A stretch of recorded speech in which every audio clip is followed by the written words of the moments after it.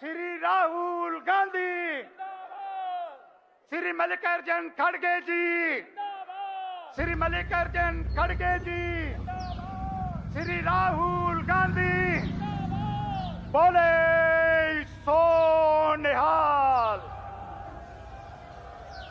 बोले सो निहाल।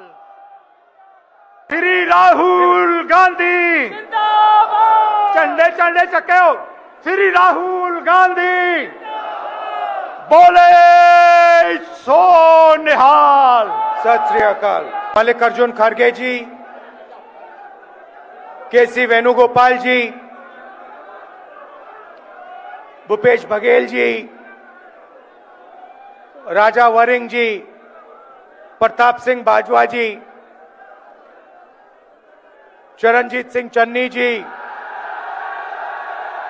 विजय इंदर सिंगला जी, सुखविंदर रंधावा जी, भट्टल जी, स्टेज पे कांग्रेस पार्टी के वरिष्ठ नेता,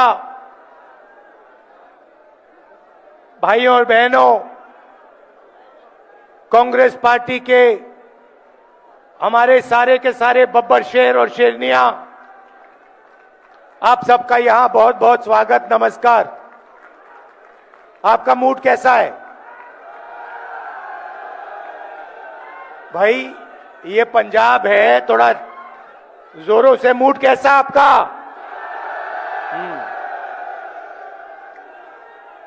तो आज मैं आपको थोड़ा सा बताना चाहता हूं।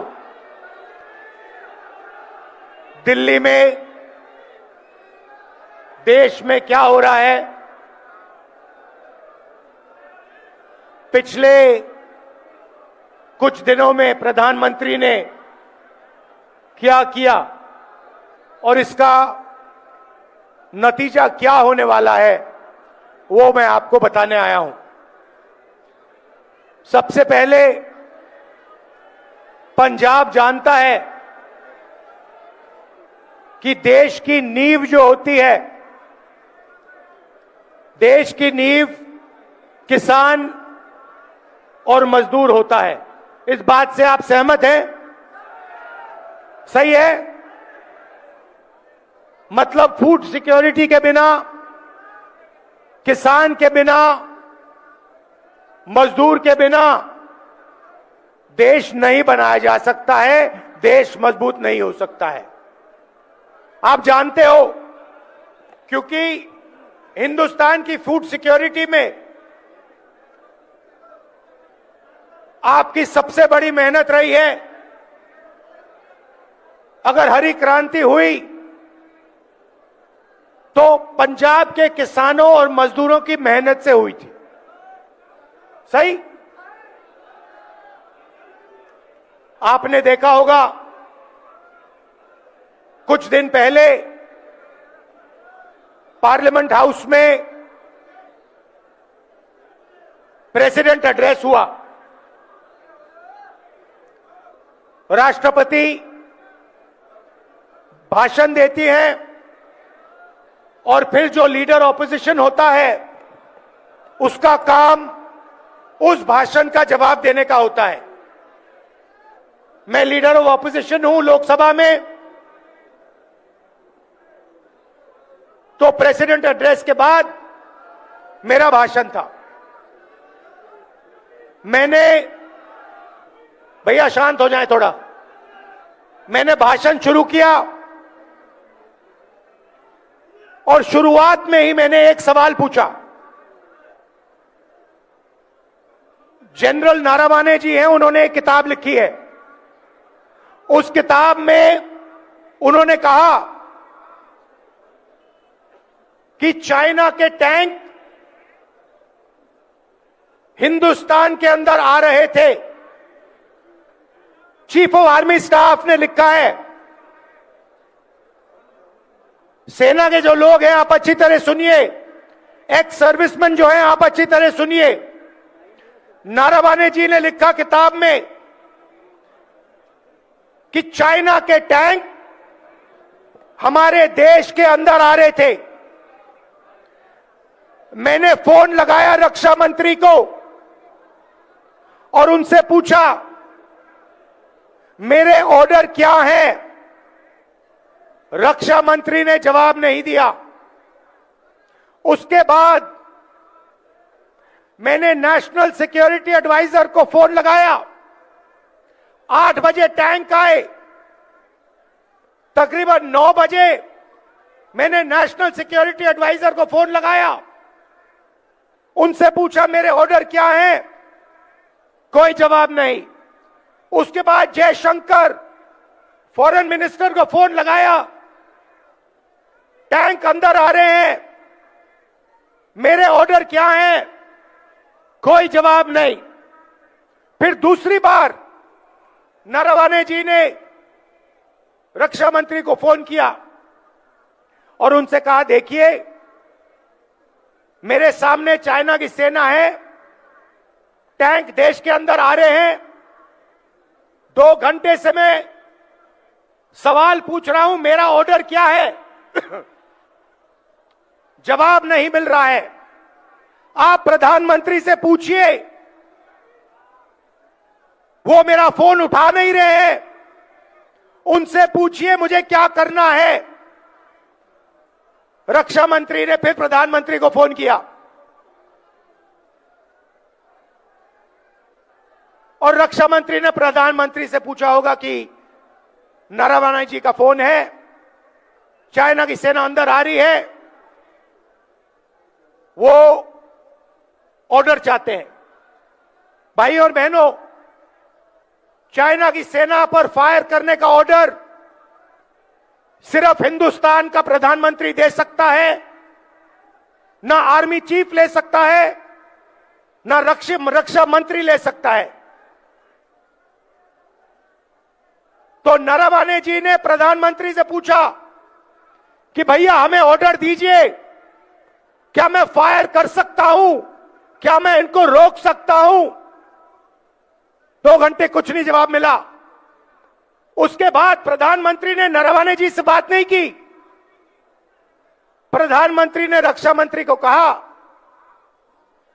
ऑर्डर नहीं दिया, यह नहीं कहा कि क्या करना है।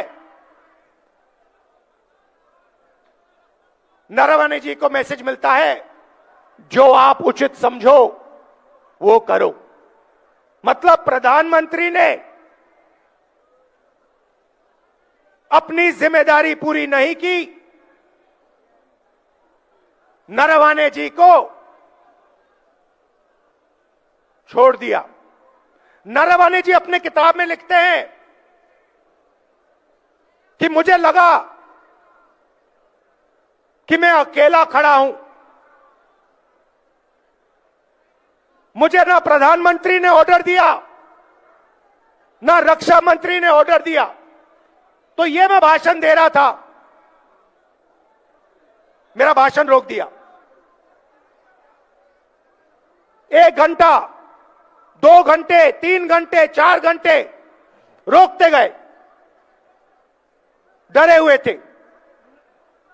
मगर डरे वो किसी और चीज से थे, डरे नरवणे जी वाले भाषण से नहीं थे, डरे वो एप्स्टीन और अदानी वाले भाषण से थे। भाई और बहनों, आपको एक बात समझनी है, 4 महीने के लिए यूएस और इंडिया की जो डील थी वो रुकी पड़ी हुई थी, वो आगे नहीं बढ़ रही थी।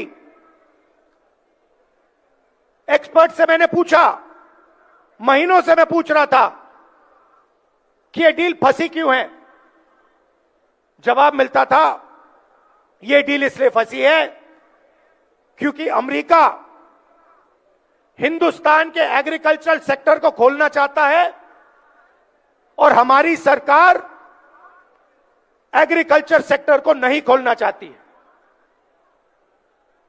यह जवाब मिलता था। 4 महीने भाई और बहनों कुछ नहीं हुआ।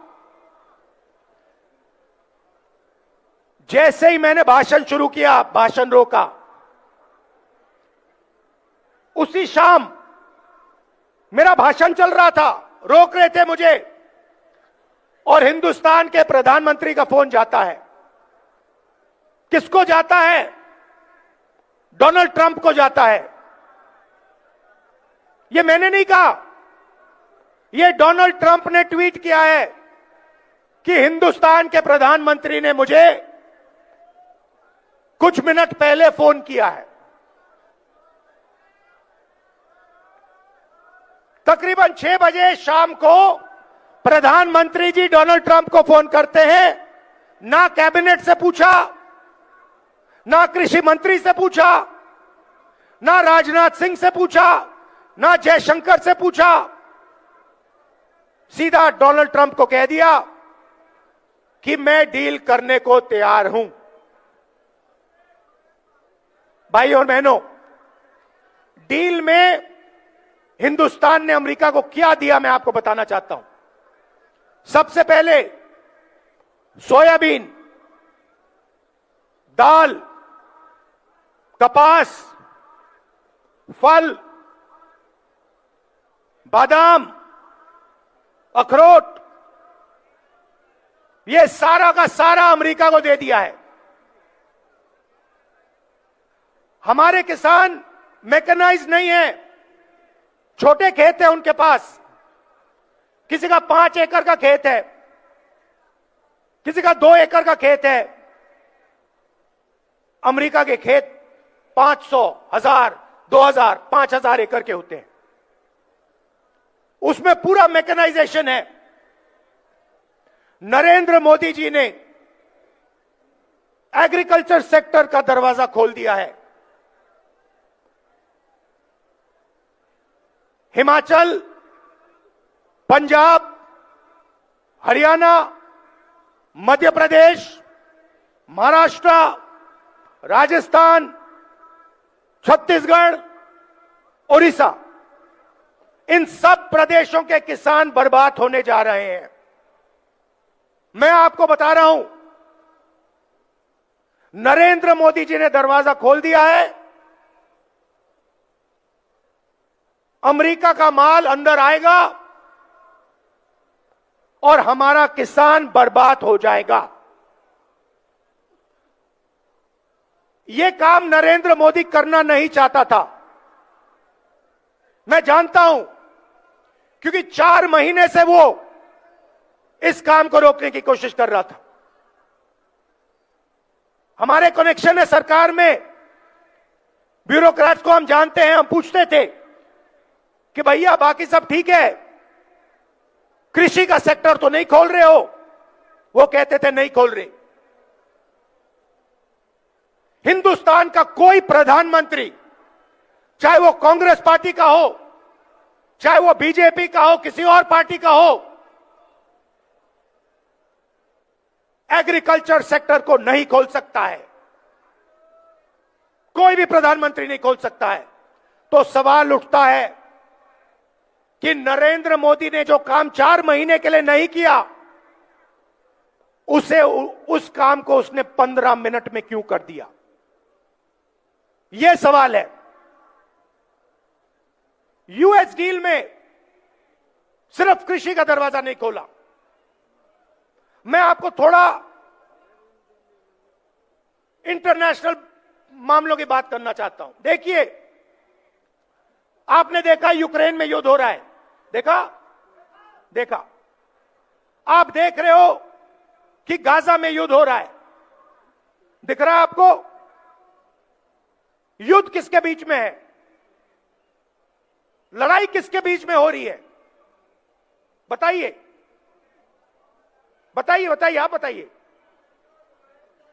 चाइना और अमेरिका के बीच में लड़ाई हो रही है। यूक्रेन में एक तरफ चाइना, रूस, दूसरी तरफ अमेरिका, यूरोप। गाजा में, ईरान में एक तरफ चाइना, ईरान, रूस, दूसरी तरफ अमेरिका। भाइयों और बहनों, आपको एक बात समझनी है। अगर अमेरिका को चाइना से लड़ना है तो उसे हिंदुस्तान की डेटा की जरूरत है। बिना हिंदुस्तान के डेटा के अमेरिका चाइना से नहीं लड़ सकता। क्यों? क्योंकि चाइना के पास दुनिया का सबसे बड़ा डेटा पड़ा हुआ है। सबसे ज्यादा डेटा चाइना के पास है। दूसरे नंबर पे कौन है भाइयों और बहनों? इंडिया। और शायद पहले नंबर पे हम हैं। हमारे पास करोड़ों लोग हैं। ये एआई की बात होती है, बिना डेटा एआई का कोई मतलब ही नहीं है।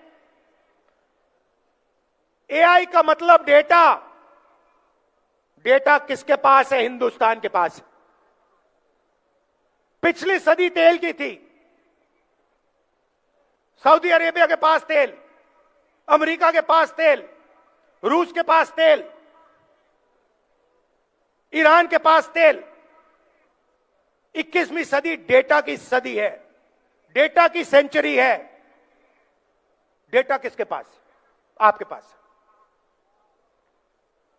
आपके हाथों में है। जब आप फोन चलाते हो, व्हाट्सएप, ट्विटर, मैसेज भेजते हो, यह सारा का सारा डेटा आपका है, हमारा है, देश का है। यह देश की पूंजी है। यह 21वीं सदी में देश का फाउंडेशन है। और अमेरिका को इस डेटा की जरूरत है। भाइयों और बहनों, यूएस इंडिया डील में पीछे छोटी सी लाइनों में लिखा है कि हिंदुस्तान का पूरा डेटा नरेंद्र मोदी ने अमेरिका के हवाले कर दिया है। आप समझिए कि हिंदुस्तान का पूरा डेटा नरेंद्र मोदी ने अमेरिका के हवाले कर दिया है। 20 साल टैक्स माफ किया अमेरिकन कंपनियों का। हिंदुस्तान का डेटा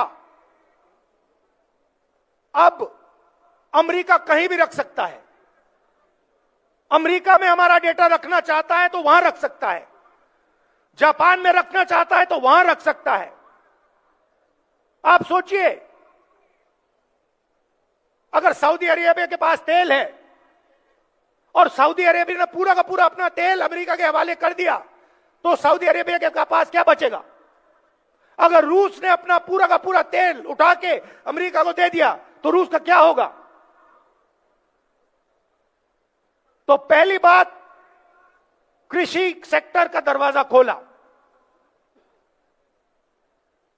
किसानों को खत्म किया। मैं जिम्मेदारी से बोल रहा हूं, तूफान आने वाला है। जब अमेरिका के अखरोट आएंगे, बादाम आएंगे, सेब आएंगे, दाल आएगा, कपास, सोयाबीन, तूफान आएगा। दूसरी बात, हमारा पूरा का पूरा डेटा जो हमारे देश का भविष्य है, वो पूरा का पूरा नरेंद्र मोदी ने दे दिया। तीसरी बात, नरेंद्र मोदी जी ने डोनाल्ड ट्रंप को गारंटी दी है कि हर साल हिंदुस्तान 9 लाख करोड़ रुपए अमेरिका के प्रोडक्ट्स खरीदेगा। समझिए, हर साल अमेरिका के पास हिंदुस्तान जाएगा और कहेगा, भैया हम 9 लाख रुपए आपका माल खरीदेंगे। आप मुझे बताइए, अगर हिंदुस्तान अमेरिका से 9 लाख करोड़ रुपए का माल खरीदेगा, तो हमारे small scale sector, medium scale sector, हमारी इंडस्ट्री का क्या होगा? खत्म हो जाएगा।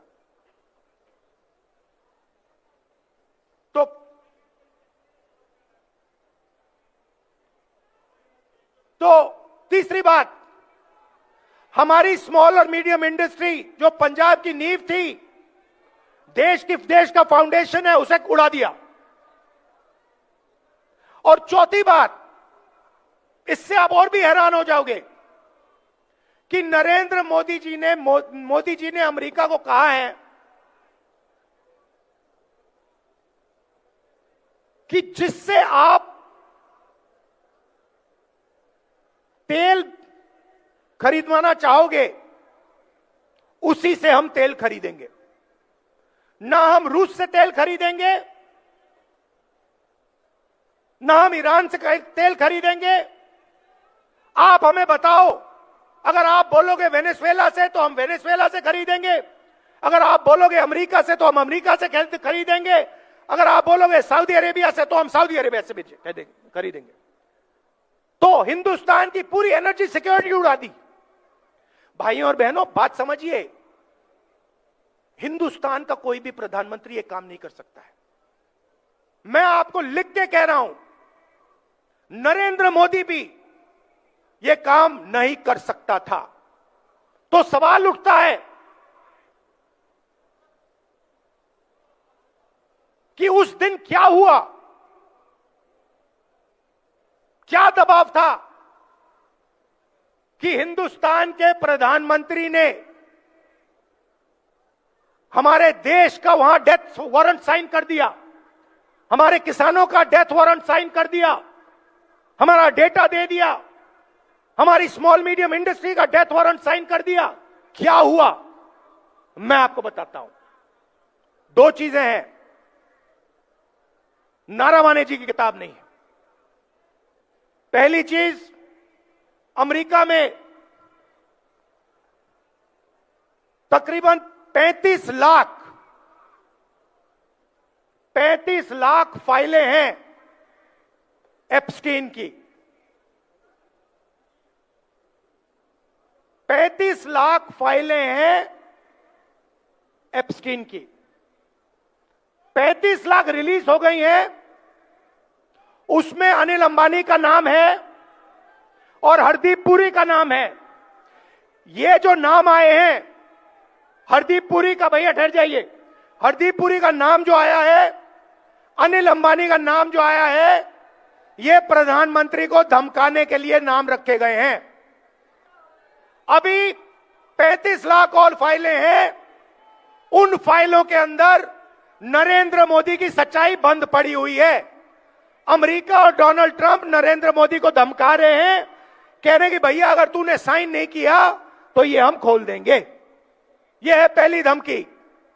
मतलब मैंने पार्लियामेंट में कहा था कि एक हाथ यहां है, दूसरा हाथ यहां है।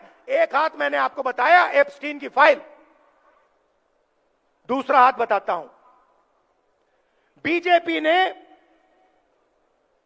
पिछले 10-15 साल में अपना पूरा का पूरा फाइनेंशियल सिस्टम अदानी जी की कंपनी में डाल दिया है। समझिए, अदानी नॉर्मल कंपनी नहीं है, अदानी स्पेशल पर्पस व्हीकल है। किसकी? बीजेपी की। जो भी पैसा बनता है वो सारा का सारा अदानी के पास जाता है और फिर वो पैसा राजनीति में प्रयोग किया जाता है। हजारों शेल कंपनियां हैं। भाइयों और बहनों, अमेरिकनों ने अदानी जी पर क्रिमिनल केस लगा दिया है। पहला हाथ एप्स्टीन, दूसरा हाथ अदानी पर क्रिमिनल केस, और बीच में नरेंद्र मोदी का गला। पहला हाथ एप्स्टीन, दूसरा हाथ अदानी का केस, और बीच में नरेंद्र मोदी का गला। आप उनका चेहरा देखिए, उनकी आंखें देखिए। डोनाल्ड ट्रंप खुल के जो भी कहना चाहता है कह देता है। हिंदुस्तान के 7 जहाज गिरे, 5 जहाज गिरे, 11 जहाज गिरे, मैंने युद्ध रुकवा दिया। मैं नरेंद्र मोदी का करियर जब भी खत्म करना चाहता हूं कर सकता हूं। देख लीजिए, उनका वीडियो देख लीजिए। वो खुल के कह रहा है कि नरेंद्र मोदी का गला मैंने पकड़ रखा है। नरेंद्र मोदी उनको जवाब क्यों नहीं दे पा रहे हैं? क्यों नहीं कह पा रहे? नहीं, आपने युद्ध नहीं रोका, क्यों नहीं कह पा रहे? क्योंकि भैया गला पकड़ लिया है, हिंदुस्तान के प्रधानमंत्री का गला पकड़ लिया है, और इसीलिए सिर झुका के नरेंद्र मोदी जी ने यूएस इंडिया डील साइन की है।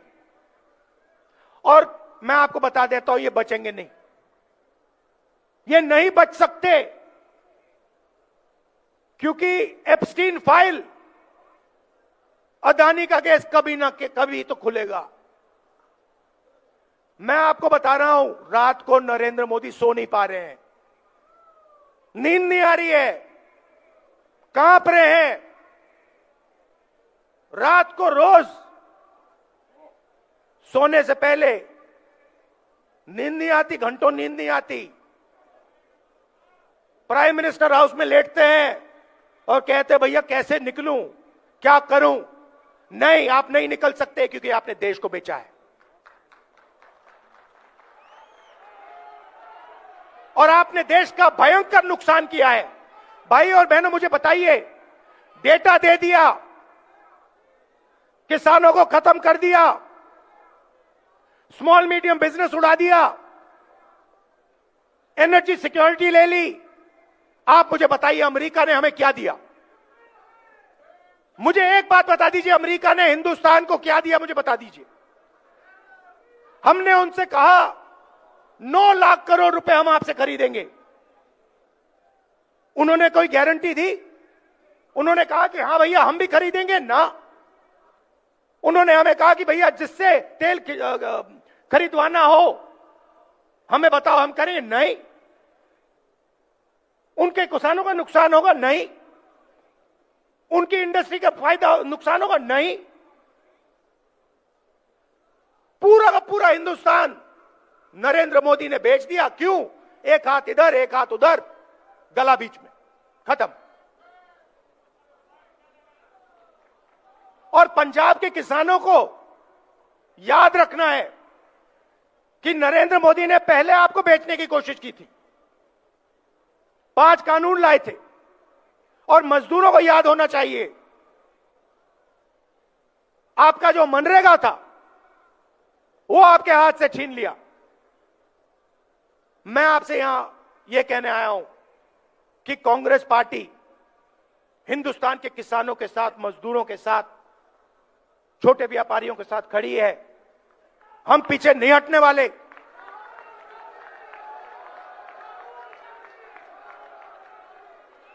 और आप देखना, आप देखना, अब मैंने जो बोला, अब आप देखना, नरेंद्र मोदी की जब भाषण देता है, उनकी आंखों में देखो, उनकी आंखों में देखो और अपने आप से पूछो, क्या ये व्यक्ति हमें सच बोल रहा है या झूठ बोल रहा है?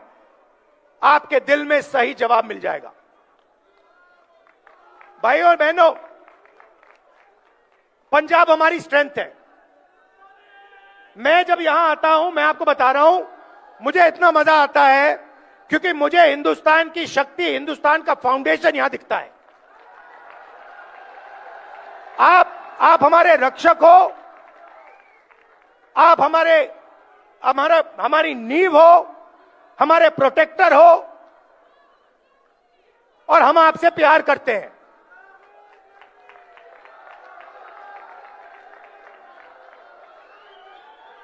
ये मत भूलिए। बाकी सब ठीक है, राजनीति ठीक है, बाकी सब ठीक है, मगर ये मत भूलिए, मैं पंजाब की जनता से प्यार करता हूं, मोहब्बत करता हूं।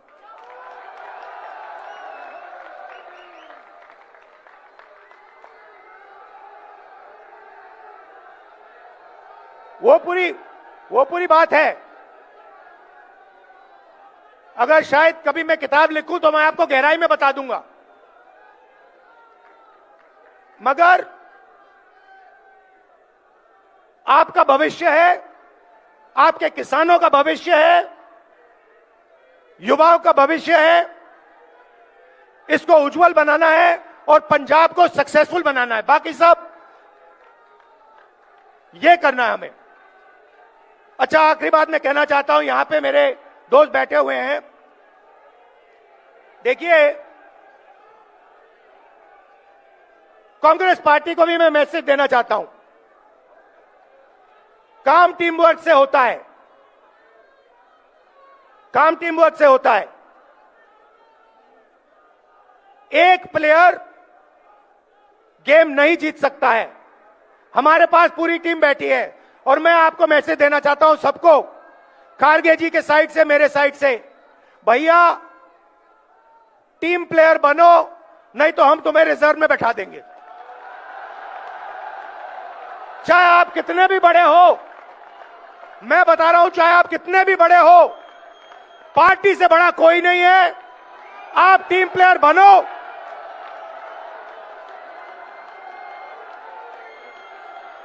और नहीं बने तो फिर खारगे जी और मैं आपको ठीक कर देंगे।